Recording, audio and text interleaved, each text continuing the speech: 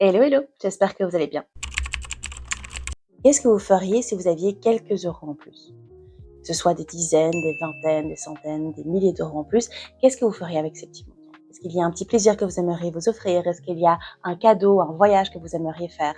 Est-ce qu'il y a un objectif plus important derrière, la naissance d'un enfant, le fait de pouvoir justement mettre de l'argent de côté, de pouvoir vous assurer justement un avenir un peu plus sécure en termes d'argent? On a tous une idée de ce qu'on aimerait faire ou ce qu'on pourrait faire justement avec ces petits euros en plus. C'est pour ça que personnellement, j'aime les side hustles, donc les jobs qu'on peut faire en plus, les sources de revenus qu'on peut générer en plus de son travail principal ou en tout cas en plus de son activité principale. Donc qui pourra mettre un peu de beurre dans les épinards, qui pourra vous permettre justement d'atteindre certains objectifs ou de pouvoir faire ces cadeaux que vous aimeriez offrir. Il n'y a pas du tout d'ordre spécifique. Je vais vous lister les choses comme ça. Je vais vous donner quelques pistes aussi. Il y a des choses qui pourront vous rapporter beaucoup d'argent. Il y en a qui pourront vous rapporter que quelques euros. Et c'est un peu en fonction du temps que vous pouvez y mettre, du temps que vous voulez y mettre, du temps que vous avez à disposition et de l'énergie aussi que vous avez encore à disposition. La première chose, ce sont des enquêtes en ligne. Il existe pas mal de sites sur lesquels vous pouvez faire des enquêtes en ligne. Donc, c'est assez simple. Si vous êtes sur votre téléphone le soir, le matin, sur votre pause du midi, peu importe, c'est le fait en fait de répondre à des enquêtes. Il y a plusieurs façons de faire ça. Il y a plusieurs sites qui existent aussi. Faites juste attention évidemment de toujours être sur des sites qui soient relativement sérieux. Et en fait, ce que vous faites, c'est que vous avez une cagnotte et vous remplissez des enquêtes rémunérées en fait. Et soit ça vous donne des points, ou bien ça vous donne directement de l'argent qui se cagnotte justement sur un petit portefeuille. Et au bout d'un certain moment, vous pouvez justement prendre cet argent-là et le faire un virement sur votre compte, ou bien avoir parfois aussi des chèques cadeaux des bons en fait que vous pouvez utiliser dans tel et tel magasin. Ça va demander énormément de patience. C'est pas du jour au lendemain que vous pourrez avoir des centaines, des milliers d'euros via ce billet-là. Ce sont vraiment des petites choses que vous pouvez cumuler et accumuler justement durant certains mois, voire un an. Et alors au bout de cette période-là, vous avez ces petits montants que vous pouvez utiliser, que je trouve très pratique justement quand on parlait de cadeaux. Vous pouvez avoir des gift cards, des cartes cadeaux, ce genre de choses que vous pouvez utiliser en période de solde, par exemple, si vous avez un petit bon 20 euros chez Amazon ou chez Ikea ou que sais-je. La deuxième chose, c'est de donner des cours de langue. Si vous parlez français ou une autre langue vraiment au niveau natif, donc à un niveau, si vous avez fait vos études par exemple en français ou dans la langue que vous pourrez enseigner, c'est intéressant de donner des cours de langue. Il y a deux façons de faire. Soit vous avez la façon entre guillemets classique, c'est-à-dire que vous mettez des petites annonces par exemple et vous donnez des cours, que ce soit des cours à des enfants ou des cours à des adultes. C'est parfois un peu plus facile justement de donner des cours à des adultes plutôt à des enfants parce que un adulte, la personne sait quel est son objectif, si elle a envie de pouvoir parler dans la vie quotidienne, au quotidien, pouvoir aller faire ses courses, etc. Si c'est une personne qui apprend vraiment la langue, soit ça va être une personne qui a besoin de justement juste de pratiquer, donc qui a envie de parler, etc. Et donc ça va plutôt être des cours en présentiel, mais vous pouvez faire exactement la même chose de façon en ligne. Il existe plusieurs sites sur lesquels vous pouvez vous enregistrer. Donc, vous pouvez faire, souvent il y a pas mal d'étapes comme de vérification évidemment de votre profil. Donc, vous pouvez parfois faire des petites vidéos de présentation, écrire voilà un texte pour vous présenter, montrer aussi la preuve de certains diplômes. Parfois, il y a certains sites qui demandent justement d'avoir étudié vraiment dans la langue pour pouvoir attester en fait d'un certain niveau dans cette langue-là. Et donc, vous pouvez aussi donner des cours de manière, en ligne, donc vraiment depuis chez vous. Donc, dire par exemple que vous accompagnez une personne 1 à 2 heures par semaine. Ça peut être plus, ça peut être voilà en fonction évidemment aussi de votre disponibilité. Et vous avez du coup une rémunération à l'heure. Donc, si vous donnez un cours, je n'ai pas vraiment d'idée au niveau des prix, donc il faudrait vérifier au niveau de votre pays et aussi de ce qui est faisable quand c'est en ligne et au niveau du statut, bien sûr. Donc, il y a vraiment plusieurs choses à vérifier, évidemment, avant. Mais vous pourriez gagner, par exemple, 15, 20, 30 euros de l'heure. Ce sont des choses qui sont totalement possibles d'atteindre. La troisième chose, c'est de donner des cours en fonction de vos compétences ou de votre expérience. Et maintenant, vous êtes fort en cuisine, en pâtisserie, en menuiserie, enfin voilà, il existe tellement de choses. Pourquoi pas pouvoir l'enseigner? Encore une fois, on peut l'enseigner à des adultes comme avec des enfants. Le fait de l'enseigner avec des enfants, évidemment, il faudra une certaine pédagogie et je pense pas que ce soit accessible à tout le monde, enfin à des adultes non plus. En fait, c'est pas toujours accessible à tout le monde. Ça peut être des cours collectifs, ça peut être des cours en individuel et pourrait du coup mettre à profit vos compétences. Ça peut être au niveau artistique, si vous jouez d'un instrument de musique, si vous avez fait du solfège, si vous avez fait Ça peut être un cours plutôt scolaire si vous êtes encore actuellement au niveau académique, si vous êtes une étudiante, un étudiant ou que vous vous lancez dans la vie professionnelle, si vous êtes très fort en mathématiques, si vous êtes fort en géographie, en économie, il y a tellement de sujets possibles, de pouvoir aussi donner un soutien en fait scolaire et académique et de pouvoir donner des cours en plus. Et des adultes aussi qui se réinscrivent en fait par après à l'université pour suivre tel et tel master, ils peuvent avoir des lacunes dans certains fils, dans certaines disciplines. Donc, pourquoi pas les aider et les accompagner justement dans des compétences qui sont les vôtres. Et évidemment, si vous avez de l'expérience dans tel et tel sujet, pourquoi pas, vous êtes un comptable, vous avez de l'expérience en comptabilité depuis des années, vous êtes spécialisé dans tel et tel field, pourquoi pas justement aider quelqu'un qui est en plein dans ses études ou bien justement qui va maintenant se lancer, qui a besoin d'un support en plus. Why not? Encore une fois, il existe deux choses. Donc la partie plutôt en ligne, donc vous pouvez vous inscrire sur des sites, vous pouvez mettre aussi des annonces et faire en sorte que ce soit en visio, par exemple via Teams, c'est également possible de le faire comme ça.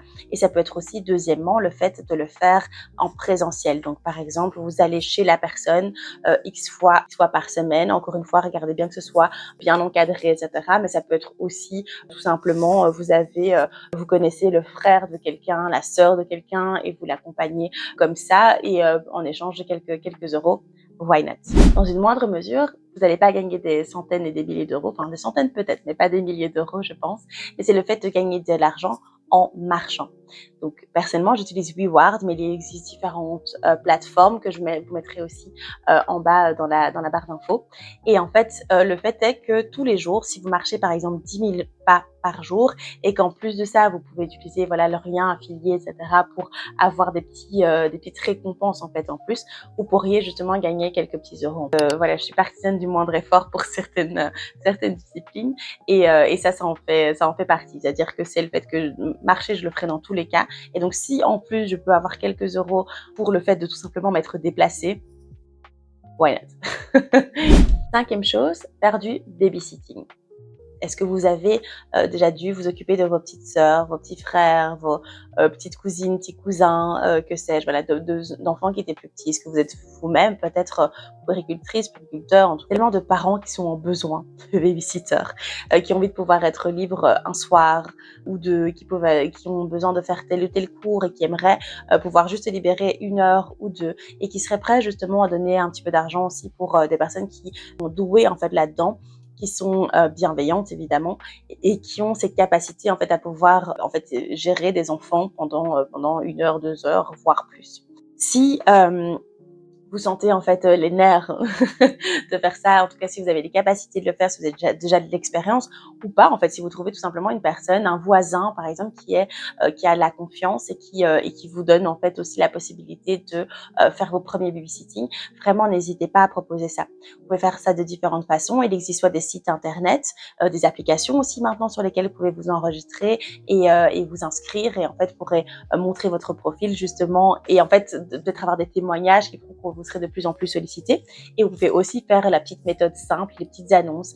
Si vous avez une école près de chez vous, par exemple, pourquoi pas faire une petite annonce et demander au secrétariat, par exemple, de mettre, indiquer les petites, vous voyez, votre nom avec vos coordonnées pour pouvoir vous contacter. Il existe aussi évidemment Facebook, il existe des groupes, vous pouvez mettre des petites annonces par exemple, donc pourquoi pas aussi le faire comme ça pour que justement vous puissiez avoir de la visibilité et si c'est dans votre quartier, c'est encore mieux parce que très souvent on préfère avoir quelqu'un qui soit à proximité, qui ne doit pas se déplacer très loin et si vous êtes juste à côté, voilà, c'est un voisin ou autre, ben, ça aide énormément. Dans la même lignée, pourquoi pas vous occuper de chiens ou de chats, enfin en tout cas d'animaux de compagnie. Pareil, vous pouvez toujours mettre des petites annonces et par exemple mettre au niveau de votre voisinage le fait que vous êtes disponible justement pour vous occuper de leur chien ou de leur chat.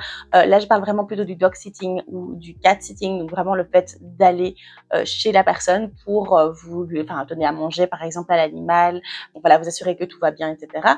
Mais vous avez aussi la possibilité en fait de faire du dog walking, voire du cat walking. J'ai déjà vu des chats en laisse dehors, donc why not?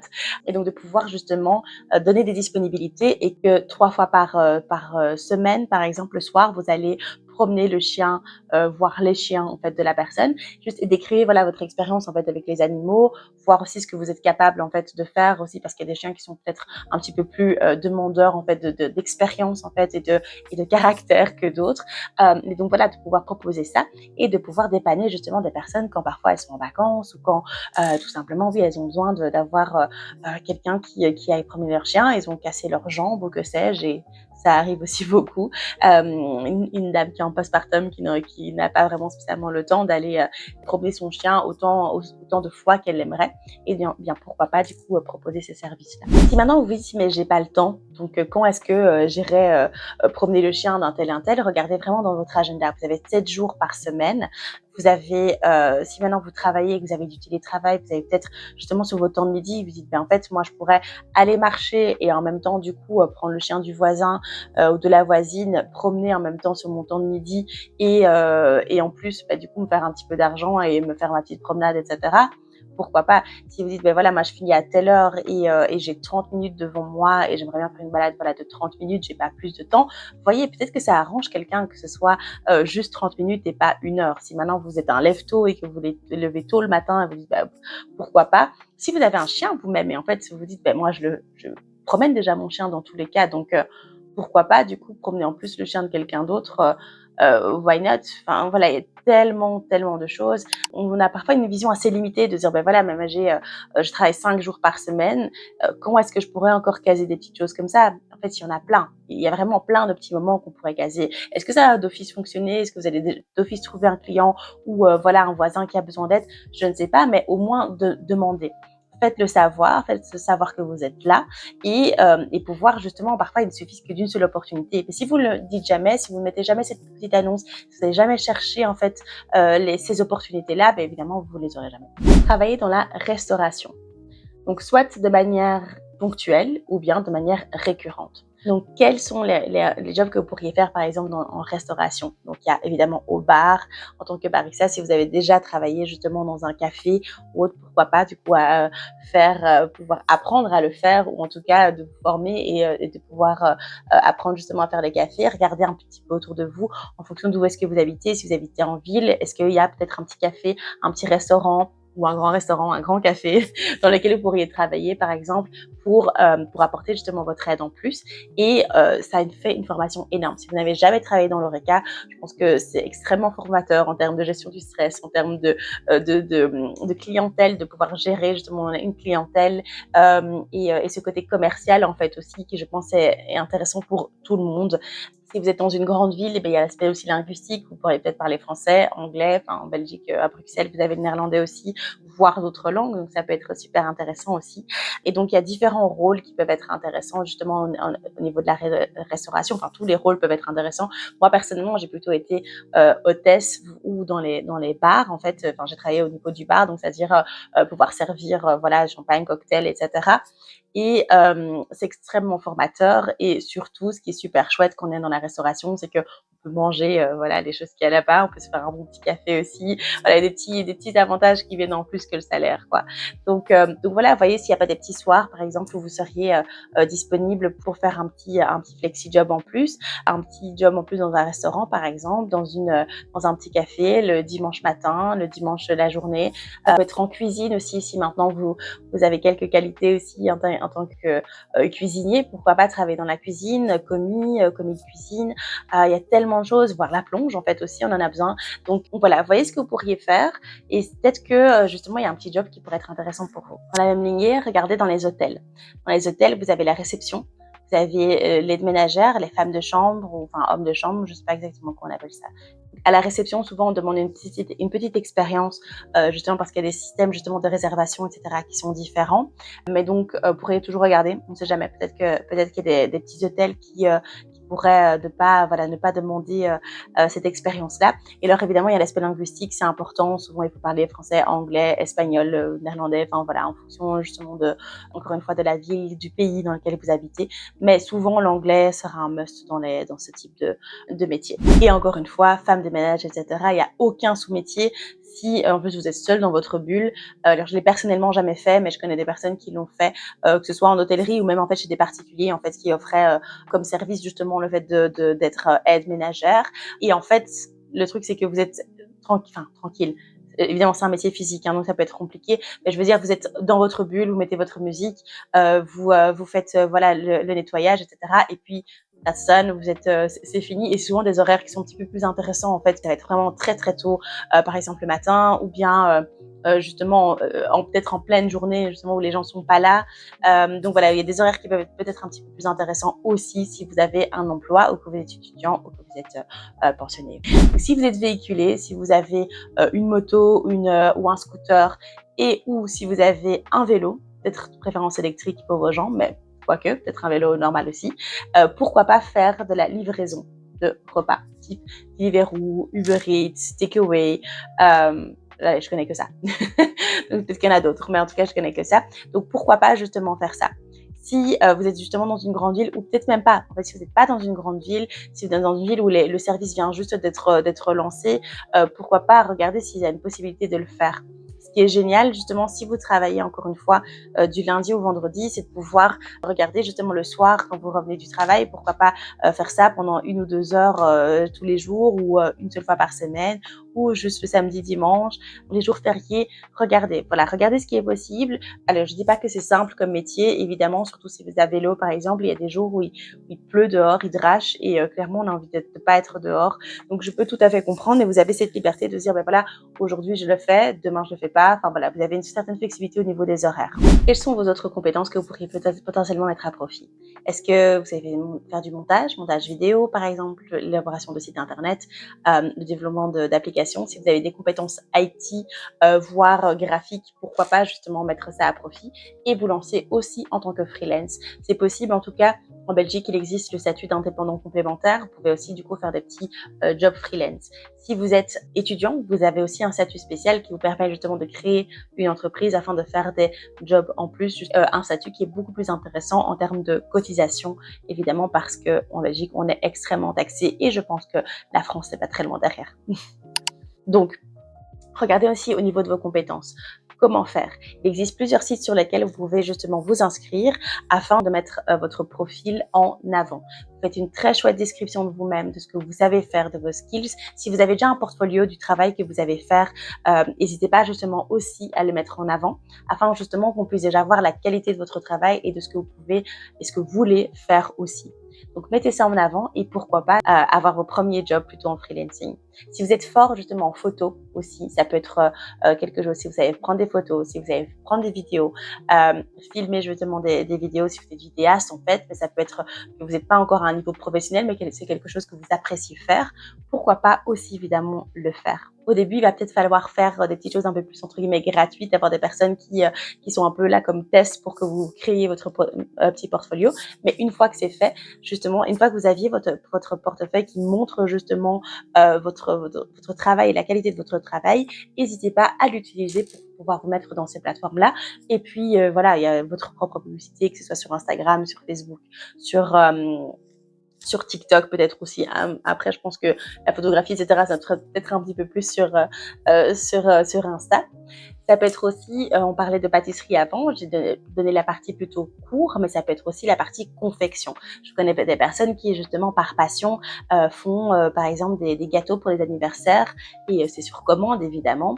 Et vous pouvez faire ça et peut-être justement montrer en ligne ce que vous pourriez faire, avoir une page, par exemple, sur Facebook, et de manière ponctuelle, justement, à chaque fois qu'il y a une demande pour un gâteau en particulier, des cupcakes, des biscuits, whatever, ce que vous savez faire, et bien du coup les mettre en avant, et de pouvoir faire en sorte que sur demande, sur commande, on pourrait du coup vous payer pour ces gâteaux-là. Je vais rester sur une partie plutôt artistique, voire pratique, c'est l'application et le site Etsy, donc E-T-S-Y. Je pense que c'est une très chouette plateforme que vous pourriez utiliser justement si vous aimez créer des choses. Par exemple, vous pourriez avoir une boutique Etsy et donc vendre des choses que vous pourriez confectionner de vous-même. Ça peut être quelque chose qui soit fait main, donc, ou si vous dessinez, vous faites des peintures, si vous faites des choses en imprimante 3D, si vous faites des documents en fait imprimables qui pourraient être réutilisés, etc. Et donc vous le faites une fois,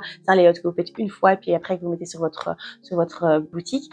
Ça peut très vite être un side hustle assez intéressant parce que vous pourrez mettre en place quelque chose que vous utilisez déjà pour vous-même, que vous aimez déjà créer pour vous-même ou pour votre entourage.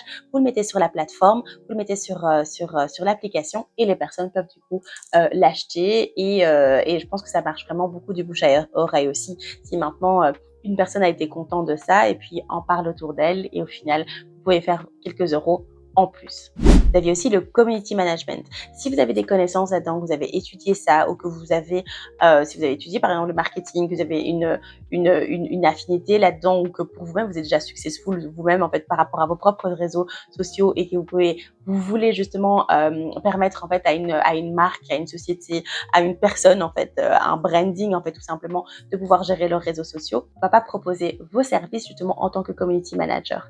Et beaucoup de marques ont parfois du mal en fait justement à pouvoir gérer autant leur Instagram que leur TikTok, que leur Facebook, que leur YouTube. Voilà, qu'ils ont un petit peu de mal en fait à pouvoir tout gérer de manière succincte. Si vous avez justement cette expertise par exemple dans Instagram ou cette expertise dans TikTok, pourquoi pas justement mettre ça à profit en fait justement de votre temps et le faire pour une marque, pour quelqu'un qui veut se lancer, enfin voilà, ça peut être tellement de choses différentes. Vous faites votre publicité, vous allez voir, vous faites un peu du porte-à-porte aussi par exemple, et donc ça pourrait être un petit side job en plus.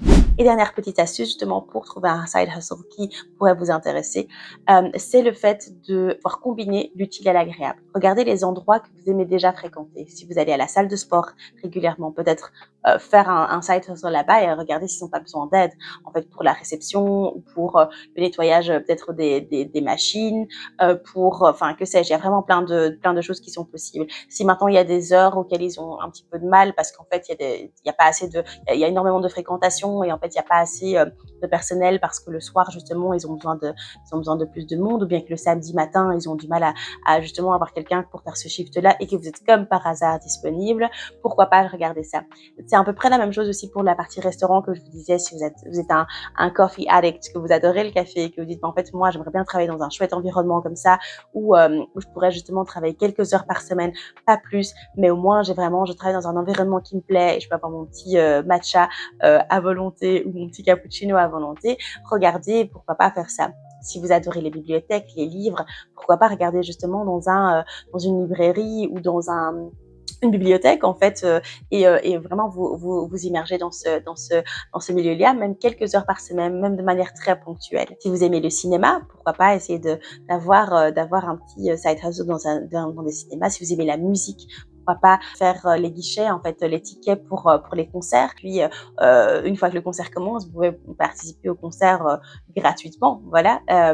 Si vous aimez sortir, et ça c'est quelque chose que moi j'ai fait personnellement, j'adorais sortir en boîte de nuit, etc. Mais du coup, j'ai travaillé en boîte de nuit parce que je liais littéralement l'utile à l'agréable. J'étais en boîte de nuit, j'avais les meilleures soirées, j'avais les concerts, les showcases, etc. Des artistes aussi que j'aimais bien, et en même temps, j'étais payée pour servir des verres, etc. Et donc voilà, je passais mon meilleur samedi soir, mon meilleur vendredi soir à pouvoir profiter de ça. Et donc voilà, j'étais payée et j'étais dans un endroit qui me plaisait, avec des gens qui me plaisaient, dans un environnement qui me plaisait aussi. Vraiment, regardez ce que vous aimez faire, regardez ce que vous fréquentez justement comme type d'endroit. Prenez votre semaine du lundi au dimanche en regardant quels sont les time slots qui pourraient en fait être utilisés pour ça. Ça doit être pas spécialement de manière récurrente, ça peut être vraiment juste de manière ponctuelle de dire voilà, je vais au moins déjà m'inscrire sur tel site, je vais déjà m'inscrire et faire ma publicité, faire ma description en fait pour déjà montrer que je suis là, que j'existe, que je suis disponible, et après vous voyez aussi ce qui se fait. Quelles sont les autres idées que vous auriez comme side hustle? N'hésitez surtout pas à les mettre en commentaire. Je ferai sûrement une vidéo 2 parce que j'ai encore énormément d'autres idées pour justement pouvoir augmenter vos revenus, faire des choses qui soient peut-être un peu plus digitales et un peu moins du coup en présentiel. Si vous avez aimé cette vidéo, surtout ne pas hésiter à mettre un like, à mettre un petit commentaire et à vous abonner bien sûr. Et on se retrouve dans environ 7 jours pour une nouvelle vidéo. Bye bye!